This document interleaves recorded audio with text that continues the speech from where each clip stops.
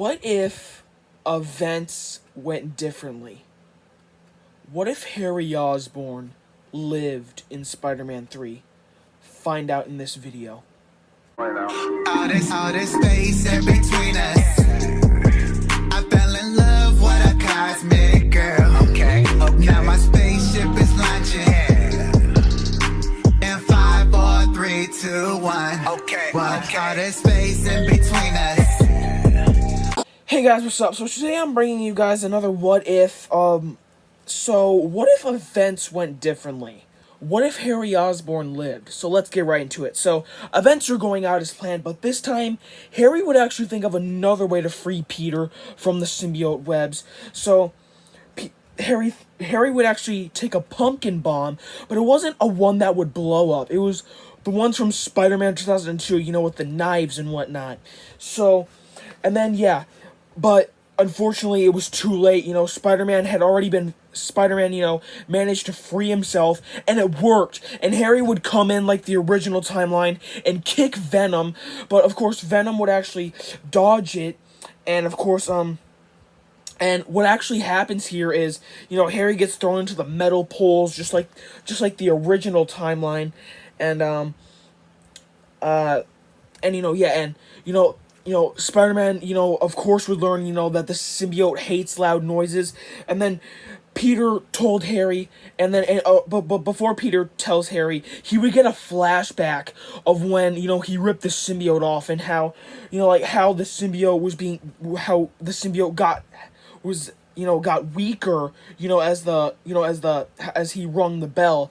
And he thought, he would yell to, Harry, saying, that, Harry, use those metal poles, and Harry would grab 2 poles off of the ground and bash them together. Peter would do the same thing. Harry and Peter, would team up against Venom, but Venom actually managed to withstand it. And then Venom would once again take Harry and throw him off of the construction site, but Peter would be too distracted. He would actually get knocked back to the ground, and what actually happens here is MJ screams, that Harry's gonna die. And remember that one scene where Harry was battling Peter and the glider came back to him? So that's what would actually happen.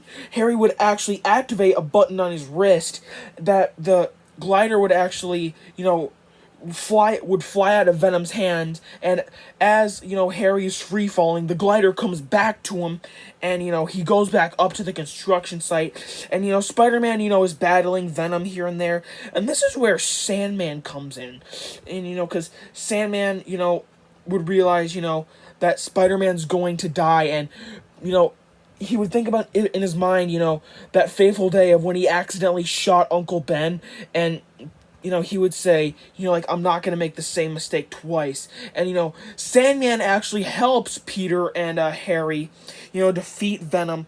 And Sandman would take a huge swing and punch Venom. And, Spider-Man would once again take the metal poles and bash them together like the original timeline. And it was actually working. Venom was getting weaker.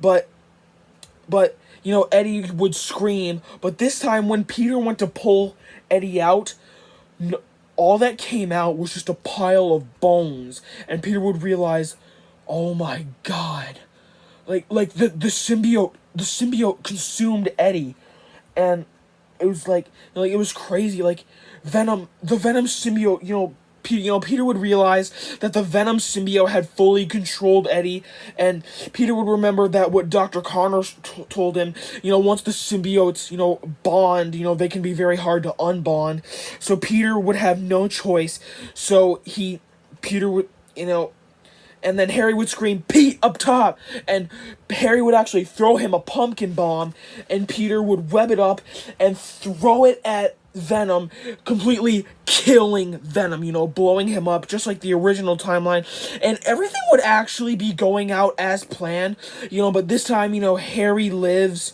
and, Sandman, begs for forgiveness, and, Peter forgives him, and, the movie is the same, it ends there, with Peter, and yeah, movie's the same, ending is all the same, but of course, this time, there would actually be no funeral for Harry. So yeah, and then the rest of the movie would be going out as planned, and then the movie ends, and yeah, you have it at that.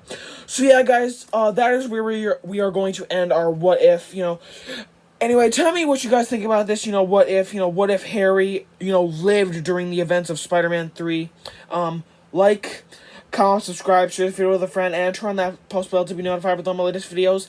And please don't forget to follow me on Instagram at Ryan2005. And yeah, peace out. I love y'all, man, from the bottom of my heart. Peace!